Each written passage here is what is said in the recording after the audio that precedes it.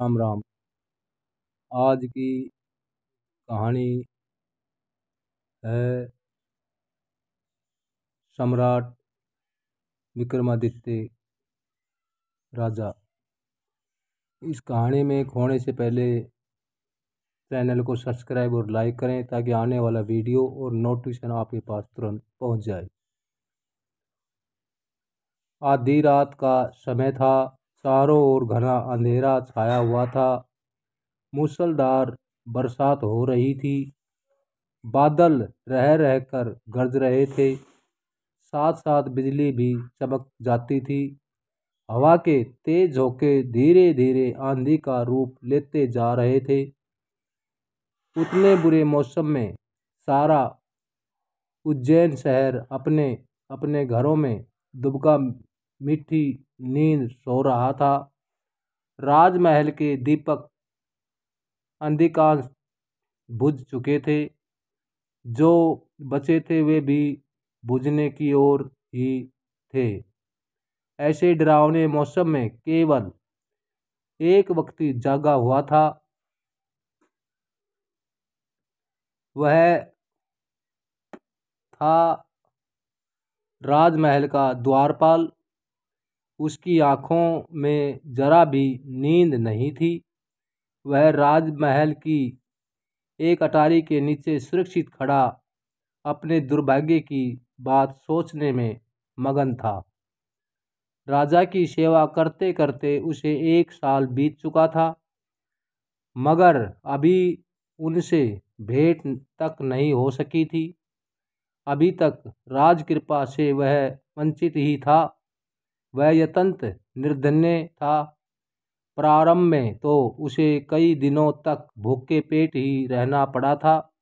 अपनी निर्धनता से पिंड छुड़ाने के लिए उसने क्या क्या नहीं किया। वह अपने जीवन निर्वाह के लिए किसी गुणी राजा के आश्रय में रहना चाहता था। बड़ी राजसभाओं में वह गया। अनेक नामी धनपतिया के दरवाजे खटखटाए, मगर कहीं शरण नहीं मिली। अनेक राज्य घूम चुका था वह, लेकिन सब जगह से निराश ही लौटना पड़ा। वह अत्यंत विद्वान और असाधारण ही कवि था। देवी सरस्वती का कृपा पात्र था। उसकी चमत्कारी वाणी में साक्षात सरस्वती का निवास था। वह अत्यंत मनोहारी कविताएं लिखता था। प्रकृति के सुंदर दृश्यों को कार्यकल्पों में अनुपम शब्दों में सजाना जानता था।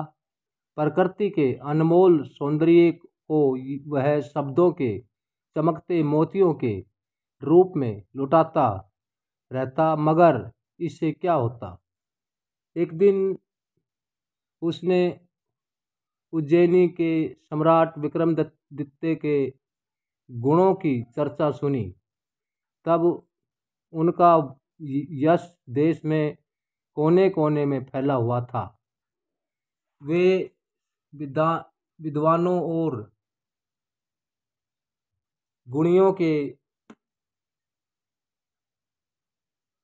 आश्रयदाता थे। उन्होंने उचित और मनचाहा सम्मान देते थे। उनकी विख्यात राजसभा सरस्वती के अनेक पदपुत्रों में भरी हुई थी।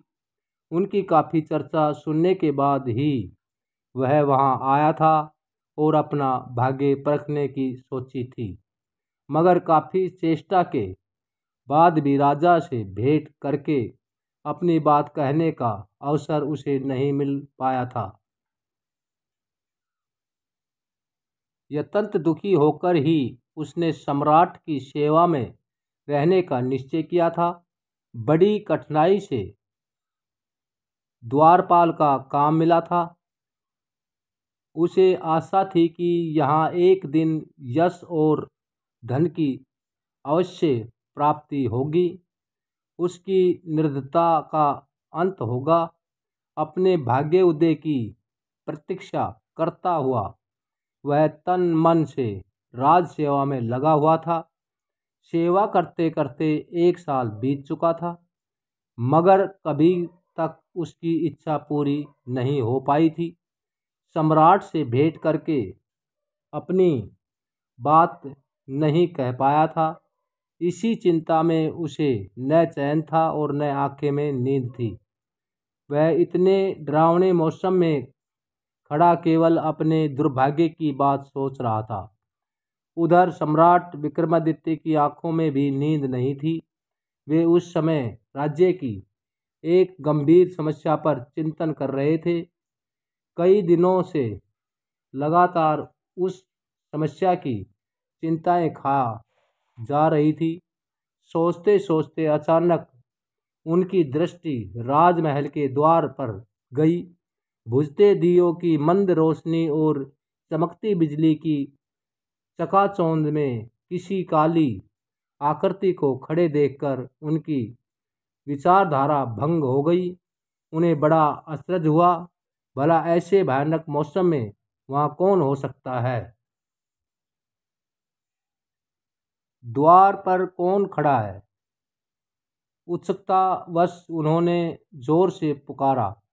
सम्राट का स्वर पहचान कर द्वारपाल अचानक चौंक पड़ा। उसकी सोच को भी विराम सा लग गया। उसने सावधान होकर तत्काल उत्तर दिया, मृत्य गुप्त द्वारपाल हूँ महाराज। ओहो अच्छा, अभी कितनी रात बाकी है? फिर प्रसन्न मुखरित हुआ। महाराज, अभी तो 1:30 रात्रि हो बाकी है। यह तुम्हें कैसे मालूम हुआ? सम्राट ने पूछा।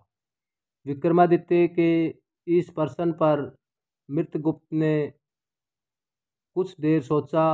अपनी बात कहने का उसे अच्छा अवसर जाना पड़ा था। उसने सोचा कि इसी अवसर पर अपनी सारी स्थिति साफ साफ कह डाले। उसे सुनकर या तो राजा भरपूर धन देगा या सारी आशा त्यागनी ही पड़ेगी। यह निर्णय करके मर्त्यगुप्त ने अपनी पंडिताईपूर्ण भाषा में राजा के प्रश्न का उत्तर यूँ दिया, सितनो दय धर्षित्ये मास समीचित्वन्ये समजत सनातने सपुषधाराय तम सूक्ष्मताय कंठाय निंद्रा कुवकपय मानित्य दत्याय संजय दुर्गता। यज्ञादि में प्रयोग करने के लिए जल में डूबी उड़द एवं शमी की लकड़ी जैसे सर्दी से सिकुड़ जाती है, वैसे ही चिंता के सागर में डूबा मैं भी यहाँ सर्दी से सिकुड़ रहा हूँ। हवन करता जैसे यज्ञ की बुझी अग्नि को फूंक फूंक कर जलाने की कोशिश करता है और इसमें उसके होठ फट जाते हैं, वैसे ही जीवन की आशा से शून्य सर्दी से मेरे भी होठ फट गए हैं।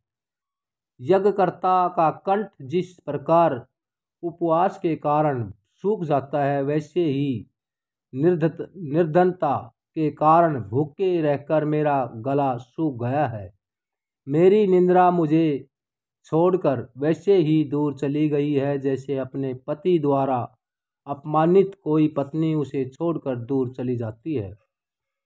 जैसे किसी योग पात्र को दी हुई भूमि कभी समाप्त नहीं होती, जैसे वैसे ही मेरे लिए यह रात बीत ही नहीं रही है। यों मर्त्यगुप्त ने अपनी करुणा कहानी सुंदर व भावपूर्ण शब्दों में राजा के सामने निवेदन कर दी। विद्वान सम्राट सुनकर चकित भी हुए और मुग्ध भी। उसके प्रति अब तक अपनी अपेक्षा व उसकी निर्दयता के वर्णन ने राजा के हृदय को कथित कर दिया। वह अपनी लापरवाही पर पछताने लगे। कविता उनके मर्म स्थल को छू गई थी, हृदय में गहरी वेदना उत्पन्न कर दी थी। सम्राट सोचने लगे कि इसकी अब तक सच्चाई और लगन से ही की गई सेवा का क्या पुरस्कार है दूं, इसकी कविता का क्या मूल्य दूं, अपनी अपेक्षा का क्या प्रायश्चित करूं। वह कुछ कह न सके, बस सोचते ही रह गए। मित्रगुप्त ने अपने कान खड़े किए, सम्राट की वाणी सुनने की प्रतीक्षा करता रहा, मगर काफी देर तक कुछ भी सुनाई न दिया। आंधी के झोंके कभी चल रहे थे, बरसात में जरा भी कमी न आई थी। राजा के मौन ने उसे काफी दुख कर दिया। वह सोचने लगा कि उसका यह प्रयास भी विफल हो गया। साल भर की सेवा बेकार चली गई। सारी आशा, आकांक्षा व कष्ट व्यर्थ हो गया। उसे जैसा सोचा था वैसा नहीं हो पाया। अपनी दीनहीन दशा व विरसता पर उसकी आंखों से आंसू निकल आए। उसे लगा कि उसने सम्राट की प्रशंसा झूठी ही सुना दी थी। अब उसका दुर्भाग्य सीमा से बाहर जा चुका है। अब राज सेवा में रहने से कोई लाभ नहीं है। वह अपने दुर्भाग्य को कोसता हुआ घने अंधेरे में बरसाते पानी को देखता रहा। अगले दिन प्रातः महाराज विक्रमादित्य की राजसभा में कवि मर्त्यगुप्त की जब बुलावट हुई तो वह भय से सिहर उठा। रात की अनिश्चितता पर राजदंड का भागी बनने की कल्पना से भयभीत हो उठा। वह बड़े संकोच और भय के साथ राजसभा में पहुंचा। जाते ही उसने महाराज का अभिनंदन किया और निष्ठापूर्वक सिर झुकाकर एक ओर खड़ा हो गया। मर्त्यगुप्त, तुम्हें इस समय कश्मीर जाना होगा। विक्रमादित्य ने बिना किसी भूमिका के अपना आदेश सुनाया। आदेश का पालन होगा महाराज, उसने कहा। यह बंद पत्र अपने पास रखो, इसे वहाँ के प्रधानमंत्री के हाथों में दे देना। यह मेरा निजी एक यथार्थ गुप्त पत्र है। उनके सिवा न किसी को देना न दिखाना, और जो आदेश प्रभु ऐसा ही करूँगा। मृतगुप्त ने वह पत्र लेते हुए सिर झुकाकर कहा। फिर वह राजसभा से बाहर निकल गया। कश्मीर बेहद सुंदर और समृद्ध राज्य था। विक्रमादित्य के शासन के अधीन था। उज्जैनी से उनकी दूसरी साधारणा नहीं थी, मगर राजा यज्ञ थी जाना तो था ही। सम्राट का पत्र लेकर मर्त्यगुप्त चल पड़ा कश्मीर राज्य की ओर। उसके मन में अपार निराश और दुख भरा था। कहाँ उसने अपने कष्टपूर्ण दिनों को दूर करने हेतु कोई बड़ा राज पुरस्कार पाने की सोची थी, और कहाँ उसे दुधारू यात्रा पर भेजा जा रहा था। उसे संदेश भी संदेह भी था कि कहीं उसके पीछे काम से रुकावट होकर राजकोप का भजन न बनाया जा रहा हो। फिर भी वह जल्द से जल्द कश्मीर पहुंचकर अपनी जिम्मेदारी से मुक्त हो जाना चाहता था। रास्ते में उसे नाग के फन पर बैठा खजन पक्षी दिखाई दिया। उसके अलावा सपन में उसने समय को महल की छत से छलांग मारकर समुंदर पार करते हुए भी देखा। उसके अनुसार तो वह यह शुभ सुकून था, फिर भी उसका मन दुश्चिंता से खाली नहीं था। कई दिन कई दिनों की लगातार यात्रा के बाद वह यतन अंत में कश्मीर जा ही पहुंचा। वहाँ के मनोहर प्राकृतिक दृश्यों से ने रास्ते की उसकी सारी थकान मिटा दी।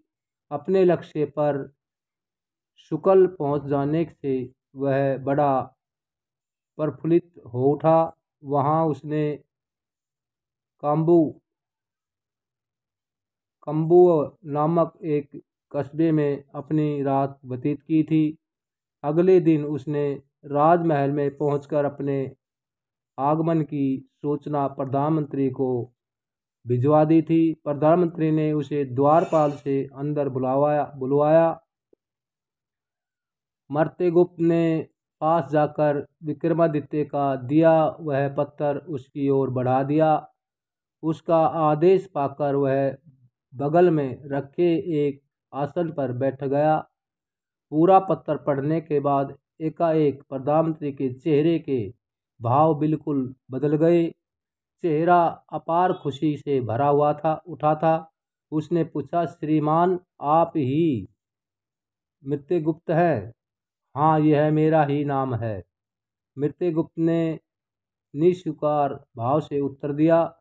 इतना सुनते ही प्रधानमंत्री ने प्रतिहारी से को बुलवाया और तुरंत राज्याभिषेक की तैयारी करने का आदेश दिया। साथ ही कहा कि राज्य के सवर्तर नए राजा के राज्याभिषेक की घोषणा करवा दी जाए। सेनापति सभी सर्वोच्च अधिकारियों और प्रतिष्ठित व्यक्तियों को अविलंब आमंत्रण किया जाए। प्रतिहारी के जाते ही मंगल वदों की ध्वनि से गगन गूंज उठा। मंगल गान व स्तुति पाठ होने लगे। वेद मंत्रों की पवित्रता ध्वनि उच्चारित होने लगी। अचानक इस अद्भुत परिवर्तन को देखकर मर्त्यगुप्त अवाक रह गया। उसकी समझ में कुछ न आया। इसका कारण जानने के लिए वह किसी से पूछता ही चाहता था कि एकाएक प्रधानमंत्री ने उसके समीप आकर बड़े शिष्टाचार पूर्वक कहा, महाराज अब आप महाराज धीराज सम्राट विक्रमादित्य के आदेश से इस गौरवशाली कश्मीर राज्य के राजा हैं। यह राज्य आपका है। प्रधानमंत्री की बात सुनकर मृत्युगुप्त का सिर चकराने लगा। उसे विश्वास नहीं हुआ। सोचा कहीं वह सपन तो नहीं देख रहा है।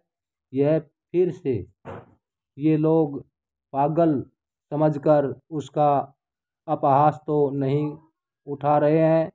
यह आप क्या कह रहे हैं श्रीमान? उसने भौंच का सा होकर पूछा। महाराज मैं सच कह रहा हूँ, आपका ही लाया सम्राट का आदेश पत्र सामने यह है। यहाँ के पहले राजा हिरण्य निसंतान होकर कब्ज के स्वर्ग सिधार गए थे। उत्तराधिकारी के अभाव में अब तक मंत्रिमंडल की देखरेख कर रहा था। मंत्रिमंडल ने काफ़ी समय पहले ही से सम्राट से किसी योग्य राजा की मांग की थी। उसे अब उन्होंने आपको भेजकर पूरा किया है। उठिए, राज्य अभिषेक का मुहूर्त निकला जा रहा है। प्रधानमंत्री ने सारी बात स्पष्ट की। बिना मांगे ही सम्राट विक्रमादित्य की अद्भुत कृपा देखकर मित्रगुप्त की आंखों से खुशी के आंसू बह निकले। उसने जैसा सोचा था उसे बहुत अधिक मिल गया था। राज्य अभिषेक के पश्चात मित्रगुप्त कश्मीर के राजा राज सिंह सिंहासन पर आरूढ़ हुआ। चारों ओर नए राज्य की खुशियां मनाई जाने लगी। ढेर सारे दान दिए जाने लगे। मित्रगुप्त राजा बनने के पश्चात सम्राट विक्रमादित्य से नहीं मिल पाया। उस अनोखे पुरस्कार के लिए अपनी कृतज्ञता प्रकट करने हेतु कई उत्तम उपहारों के साथ उसने अपनी यह नई कविता भी अपने दूत के द्वारा उन्हें भिजवा दी।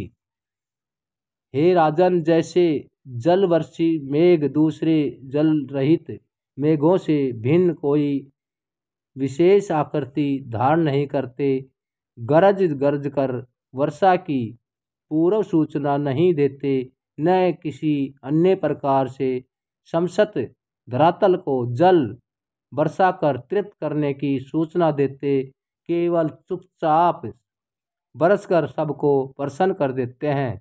उसी प्रकार न तो आप किसी बड़े दानवीर का सा कोई विशेष रूप धारण करते, न किसी अन्य माध्यम से देने